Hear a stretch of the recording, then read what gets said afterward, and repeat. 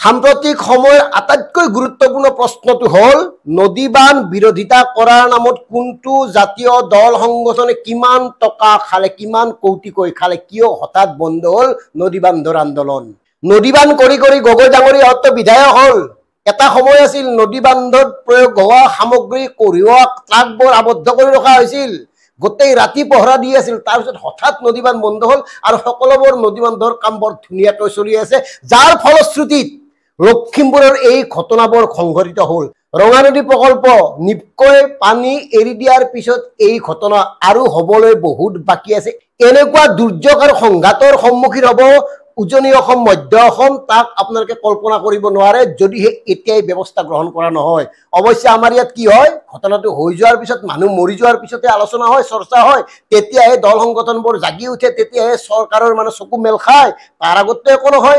নিজেই মন কৰক, নিপকৰ সামান্য বান্ধ এটা খুলি দিয়া হ'ল আৰু খুলি কেনেকে দিছে, কোনো ধৰণৰ আগজাননী নিদিয়াকৈ খুলি দিছে। আৰু ৰঙানদী প্ৰকল্প সেই কৰ্তৃত্ব, সেই সংশ্লিষ্ট কৰ্তৃপক্ষ ইয়াৰ কাৰণে দোষী সাব্যস্ত হ'বনে নহয়, এই কথাটো আজিৰ মুহূৰ্তত আটাইতকৈ গুৰুত্বপূৰ্ণ প্ৰশ্ন। কাৰণ তেওঁলোকে কোনো ধৰণৰ জাননী নিদিয়াকৈ নদীৰ বান্ধ এৰি দিছে আৰু ফলত এই অৱস্থা হৈছে লখিমপুৰবাসীৰ।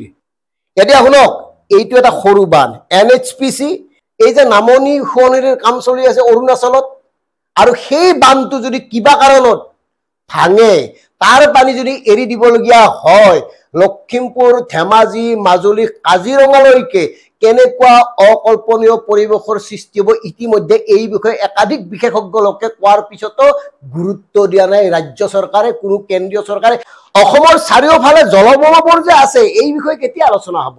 এই যে নাগালেণ্ডে কওক বা ভূটানে কওক বা অৰুণাচল প্ৰদেশত যি ধৰণে নদীবান্ধ নিৰ্মাণ হৈ আছে, আৰু বিশেষকৈ নামনি অসমত কুৰিশ্ব নদীবান্ধ, প্ৰত্যেকৰে মনত আছে 2004 চনত কি অৱস্থা হৈছিল নামনি অসমত। ভূটান চৰকাৰে মোদী চৰকাৰৰ অৰ্থ সাহায্যত নিৰ্মাণ কৰি থকা এই নদীবান্ধসমূহৰ কাম কি, এই নদীবান্ধসমূহৰ খবৰ কি, সেই খবৰবোৰ কোনোবাই ৰাখিছেনে? সেই বান্ধবোৰ যদি ভাঙে পুনৰ কি অৱস্থা হ'ব পাৰে?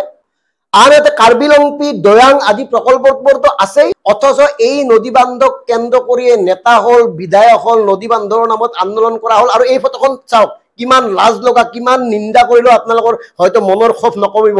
এই ফটোখন চাওক, এই ফটোখনত কোন আছে? ৰাজনাথ সিং আছে, আপোনাৰ বিজয়া চক্ৰৱৰ্তী বাইদেউ আছে, 2014 চন মানৰ ফটো। তেওঁলোকে বৃহৎ নদীবান্ধৰ বিৰোধিতা কৰিছিল আৰু এতিয়া কি কৰিছে? বৃহৎ নদীবান্ধৰ সপক্ষে এওঁলোকৰ স্থিতি। এওঁলোকক কি ক'ব? এওঁলোকেতো উত্তৰ দিব লাগিব, কাৰণ যিখিনি সময়ত অসমৰ সাধাৰণ জনতাক আৱেগিকভাৱে ব্লেকমেইল কৰি নদীবান্ধৰ বিৰোধিতা কৰাৰ নামত এই চমৎকাৰ সৃষ্টি কৰিছিল, তাৰ কাৰণে এওঁলোক উত্তৰ দিব লাগিব নে নালাগে, তাৰ কাৰণে এওঁলোক জবাব দি হয় নে নহয়, এই কথাবোৰ সুধিব লাগিব। আৰু এই কথাবোৰ স্পষ্ট ডিকেবি ফেক্টৰ আপোনালোকে উত্তৰ দিব লাগিব। কি যুক্তিত, কি ভিত্তিত আপোনালোকে এই আন্দোলনৰ পোষকতা কৰিছিল, প্ৰথমতে সেইটো কওক। আৰু এতিয়া সেই আন্দোলন ক'ত গ'ল? এতিয়া সেই বৃহৎ নদীবান্ধৰ প্ৰশ্নবোৰ ক'ত গ'ল? কাৰণ চালে বেৰে কোবাই হঠাৎ যি টি কৈ হিন্দু মুছলমান যি টি সাম্প্ৰদায়িক ব্যবাস্প বিয়পাই সমাজখন অস্থিৰ কৰি ৰাখি আপোনালোকে যদি ভাবে এনেকে আপোনালোকে ৰাজনীতিবোৰ আগবঢ়াই নিব, নহ'ব। সচেতন মানুহ এতিয়াও আছে অসমত, সচেতন সজাগ জনতা এতিয়াও আছে। আপোনালোকক প্ৰশ্ন সুধিব আৰু এই কথাবোৰ মনত কৰি দিব। সেইকাৰণে কৈছো, অসমৰ দল সংগঠন জাতীয় বুলি কোৱা কি হ'ল নদীবান্ধ আন্দোলন? নদীবান্ধৰ নামত আপোনালোকৰ কিবা কৰিবলগীয়া আছেনে? টিভিৰ বুমৰ সন্মুখতে সকলোবোৰ কৈ কেৱল দায়িত্ব সামৰিব, এই কথাটো জনাব লাগে। কাৰণ নদীবান্ধৰ নামত আমি অনুমান কৰা মতে কেইবা কোটি টকাৰ আদান প্ৰদান হৈছে, নহ'লে এওঁলোকৰ মুখবোৰত এনেকে চেলটেপ মাৰি নথয়, এওঁলোক এনেকে হঠাৎ নিষ্ক্ৰিয় হৈ নপৰে। মনত আছে নহয় তিষ্টা নদী? তিষ্টা নদী ছিকিমত কি অৱস্থা হৈছিল বান্ধ ভঙাৰ ফলত?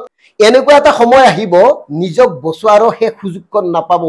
চিন্তা কৰক, কথাবোৰ ভাবক, সজাগ হওক। বিশেষকৈ উজনি অসমৰ জাতীয় দল সংগঠন এই বহিৰাগতৰ নামত আপোনালোকে যি ধাপ্পাবাজি কৰিছে, বাদ দিয়ক। আচল কামত লাগক, তেতিয়াহে অসমখন ৰক্ষা পৰিব, তেতিয়াহে উজনি অসম বাচিব। আৰু নামনি অসমতো কুৰিশ্য নদীবান্ধে যি ভয়াৱহতা সৃষ্টি কৰাৰ সম্ভাৱনা আছে, এই বিষয়ে সজাগ হওক, সচেতন হওক। কি কৰিলে জাতিটো ৰক্ষা হ'ব বা কি কৰিলে অসমখন ৰক্ষা হ'ব, সুৰক্ষিত হ'ব, এই কথাবোৰহে চিন্তা কৰক ডাঙৰীয়াসকল।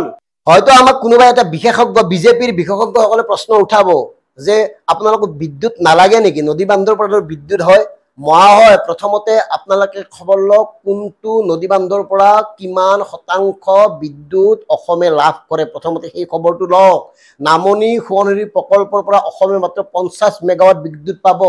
বাকী প্ৰকল্পবিলাকৰ পৰাও কিমান বিদ্যুৎ পায় তাৰ কাৰণে অসমে কি ত্যাগ কৰিব এই কথাবোৰ বিশ্লেষণ কৰক আৰু বিকল্প পথ কি আছে তাৰ অনুসন্ধান কৰক। এনেই চালে বেৰে কোবাই নিজৰ মানে দলটোক ৰক্ষণাবেক্ষণ দিবলৈ আপোনালোকে এই জিটি কথা নকব। আৰু এই জিটি কথা কোৱাৰ আগতে সেই পুৰণা পোষ্টাৰখন এবাৰ চাব। আপোনালোকৰ মহাশয়সকলে যি ধৰণে নদী বান্ধৰ বিৰোধিতা কৰি আন্দোলন কৰিছিল, এই যে ৰাজনাথ সিং প্ৰমুখ্যে লোকসকলে, এই পোষ্টাৰখনৰ এই ফটোখনো এবাৰ চাবলৈ চেষ্টা কৰিব।